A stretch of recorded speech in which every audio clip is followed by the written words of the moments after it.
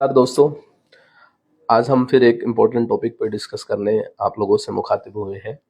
मैं doctor Ramesh Agarwal, consultant laparoscopic surgeon, Mukut hospital 34 Chandigarh. आज हम एक बहुत ही इम्पोर्टेंट टॉपिक हर्निया के बारे में बात करना चाह रहे हैं आप लोगों से। हर्निया बेसिकली क्या होता है? हर्निया होता है जब बॉडी के किसी वीक स्पेस से या किसी कैविटी से कोई अंदर का ऑर्गन या टिश्यू जब शरीर से बाहर निकलने लग जाता है तो उसे हर्निया कहते हैं। बेसिकली हर्निया जो ये होता है मुख्यतः या तो जन्मजात मांसपेशियों में कमी हो, जन्मजात जिसको कंजेनाइटल हर्निया भी बोलते हैं। किसी जो बॉडी में नॉर्मल होल्स होते हैं उसके थ्रू भी कई बार मान लो टिश्यू या ऑर्गन बाहर आ रहा है तो उसे हर्निया कहते हैं। कुछ मरीजों में जो कंजेनाइटल हर्निया करके अपीयर होता है बच्चों में 2 साल 3 साल 5 साल की एज में। कुछ उम्र के हिसाब से ओल्ड एज में मान लीजिए अगर मांसपेशियां कमजोर हो गई है तो हर्निया बनने के चांस रहते हैं।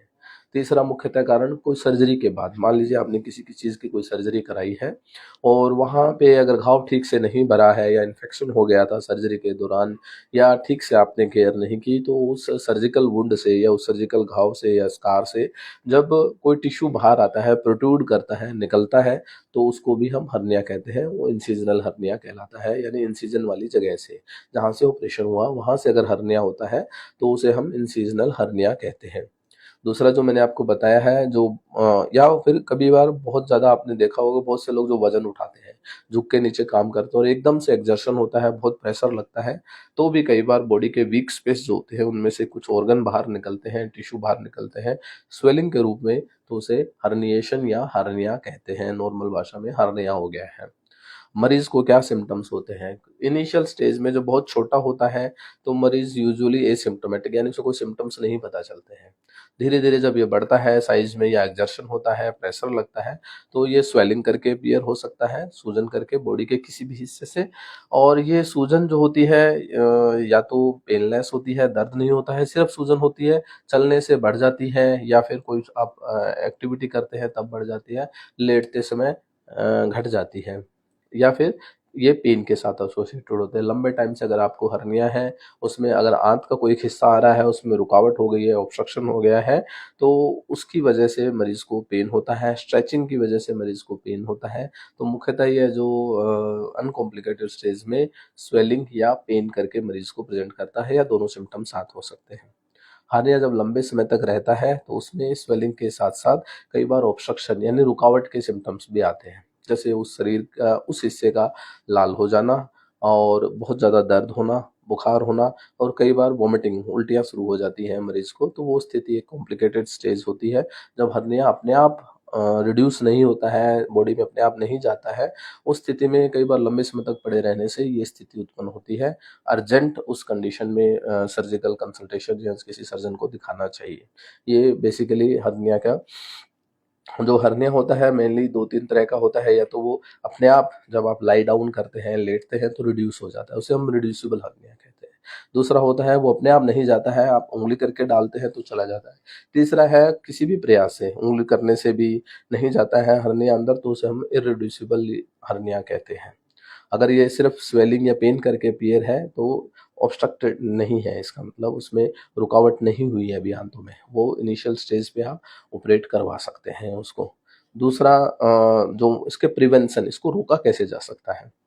देखिए इसको रोकने का तो ये है कि अगर आपको कंजेनाइटल हर्निया है तो उसका ट्रीटमेंट तो सिर्फ और सिर्फ सर्जरी है। लेकिन बहुत ज़्यादा एकदम से एक्सर्शन करना, बहुत लंबे समय तक कब्ज़ रहना, कॉन्स्टिपेशन रहना, कफ, खाँसी रहना, या फिर मांसपेशियाँ अगर कमज़ोर हैं उम्र के हिसाब से, या जिन मरीज़ों में बड़ी सर्जरी होती है, इंसिजन बड़ा लगता है, स्कार होता है, ऐसे पेशेंट्स जो हैं प्रोन होते हैं हर्निया बनने के, फॉर्मेशन होने के। जैसे मान लीजिए सीज़ेरियन हुआ है या फिर कोई बड़ी आंत की सर्जरी हुई, लेप्रोटमी हुई है, या पित्ते का पत्थरी का ऑपरेशन चीरे द्वारा हुआ है, तो ऐसी इंसिजन वाली जगह पे, ऐसी सर्जरी वाली जगह से कुछ समय बाद अगर मान लो वीक स्पेस से कुछ टिश्यू बाहर आता है तो उसे भी हर्निया बन जाता है। ऐसी स्थिति में आपको लंबे समय तक की कफ, कॉन्स्टिपेशन और बहुत ज़्यादा एक्सर्शन, झुक के काम करना अवॉइड करना चाहिए।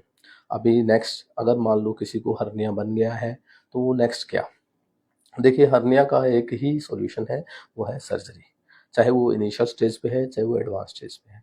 अगर आप इनिशियल स्टेज पे आते हैं जब कोई कॉम्प्लिकेशन नहीं है, मान लीजिए ऑब्स्ट्रक्शन नहीं है कुछ भी, तो ऐसी स्थिति में जो है सर्जरी करना आसान होता है, मरीज के लिए भी ईजी रहता है। और अगर मान लो कॉम्प्लिकेटेड स्टेज हो गई, ऑब्स्ट्रक्शन हो गया है, तो कई बार हर्निया सर्जरी जो है बड़ी सर्जरी में भी कन्वर्ट हो जाती है। आंत के फुस्से को जो गैंग्रीन हो चुका है, खराब हो चुका है, ऑब्स्ट्रक्ट हो चुका है, उसको निकालना पड़ता है कई बार। तो ऐसी स्थिति में वो सर्जरी जो है बड़ी हो जाती है, गंभीर हो जाती है। तो मेरा आपको एक ही सजेशन है कि अगर इन केस अगर आपको हर्निया की शिकायत लग रही है, बॉडी के किसी पार्ट में सूजन अंदर बाहर हो रही है, आ जा रही है, आपको लगता है ये हर्निया है, तो अपनी नज़दीकी हॉस्पिटल में किसी सर्जन को अवश्य दिखाएं, जांच कराएं और इनिशियल स्टेज पे ही हर्निया की सर्जरी करवा करके आप इसके कॉम्प्लिकेशन से फर्दर बच सकते हैं। दूसरा है सर्जरी जो होती है मुख्यतः इसमें दो तरीके से हो सकती है, लेप्रोस्कोपी यानी दूरबीन द्वारा, और दूसरा जो होता है चेहरे द्वारा ओपन सर्जरी जो कि ट्रेडिशनल मेथड है।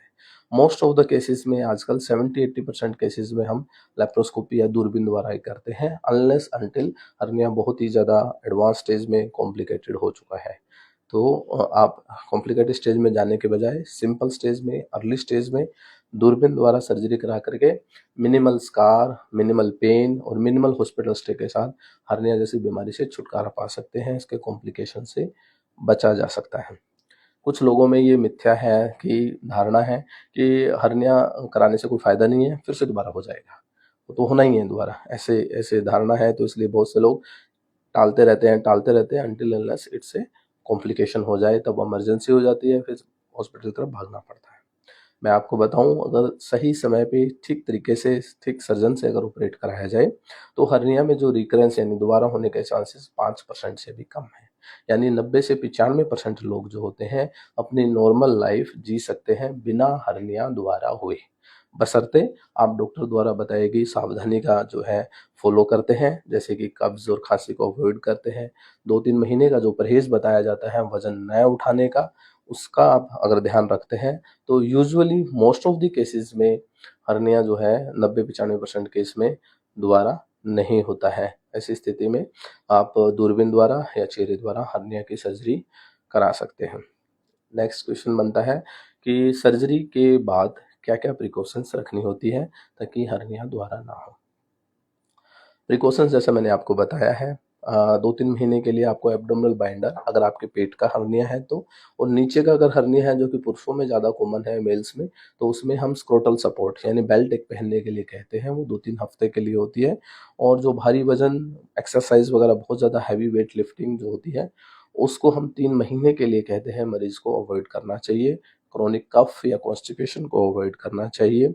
आप नॉर्मल लाइफ जो है, चलना फिरना, वॉक करना, अपना खाना पीना करना, वेरी नेक्स्ट डे से भी अगर आप लेप्रोस्कोपी या दूरबीन द्वारा कराते हैं तो कर सकते हैं। इसमें ऐसा नहीं है कि बेड रिडन रहना है 5-7 दिन 10 दिन के लिए और मरीज परेशान होता है, ऐसा कुछ नहीं है। एक अच्छी जगह से अच्छी तरह से किया हुआ ऑपरेशन यूजुअली सक्सेसफुल ही होता है। 90 से 95% केस जो है वो सक्सेसफुल रहते हैं। ओनली 4-5% केस जो मल्टीपल फैक्टर है, मान लीजिए बहुत मोटापा है, डायबिटीज़ है, ट्यूबरकुलोसिस है, कैंसर के पेशेंट हैं, या सर्जरी कई बार हो चुकी है, या हर्निया कई बार ऑपरेट हो चुका है अलग अलग जगह से, ऐसी स्थिति में रिकरेंस या दोबारा होने के चांस बढ़ जाते हैं।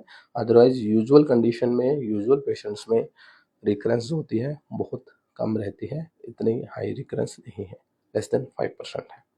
आपके सुझाव और सवाल के लिए हमें इंतज़ार रहेगा। धन्यवाद।